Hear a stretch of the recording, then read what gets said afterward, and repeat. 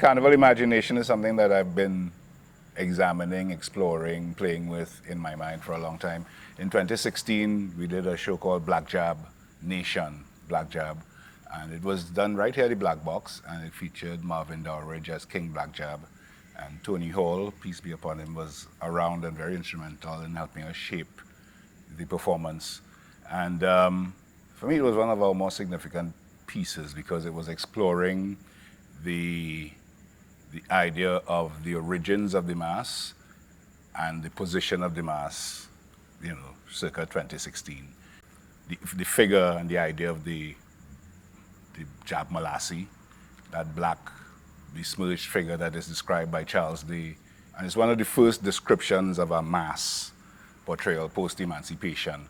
And it is very striking because it's a very simple, powerful, elemental figure of a man nearly naked, covered from head to foot in some form of pigment, be it molasses or oil or paint, or I don't know if it would add paint like we use nowadays, widely available.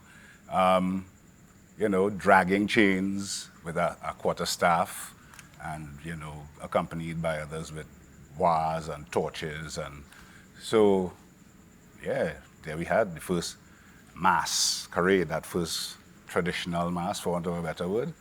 And I was struck by the description, of course, because in those days they were not flattering descriptions.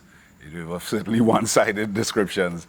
But in trying to understand Juve, in trying to understand Carnival, those were all the things that we had to depend on. So I had to flip, I had to do a mental flip in my head to take from it what I could. I had to put myself in the position of that fella, that original Jab, And the original Jab manifested as King Black Jab in this show we did call Black Jab Nation. One of the things that he said is that the Carnival imagination has been hijacked, kidnapped, and is being held for ransom by a set of mocking pretenders and bloody bloodsuckers in the guise of promoters and producers and impresarios and all-inclusive exclusive committees.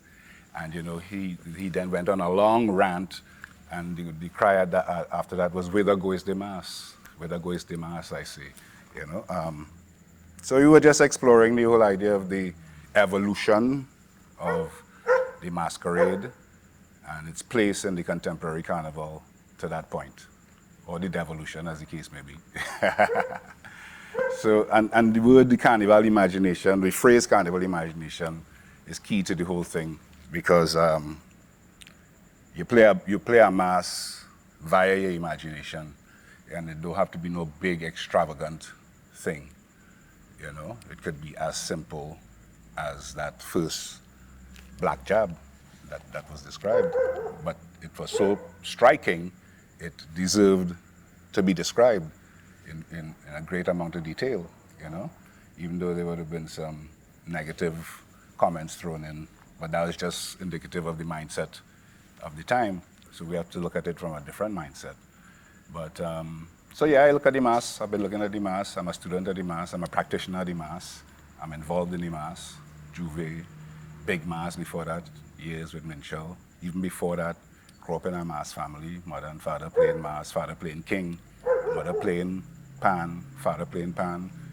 Whole family involved, Belmont, that whole environment being totally stimulated by all things Carnival, not just mass, So now that I've been involved in this whole thing for so long, and now we find ourselves in this new situation, it is quite a space to be in because literally for most of my adult life, I've lived from the carnival, for the carnival, and by the carnival. And by extension, not just myself, the rest of my Three-Canal brethren, and so many others in this space, and it's a huge economy in and of itself, and it's not just an economy, but it's a huge manifestation of energies and ideas and all things that could only spring from this place in a sense.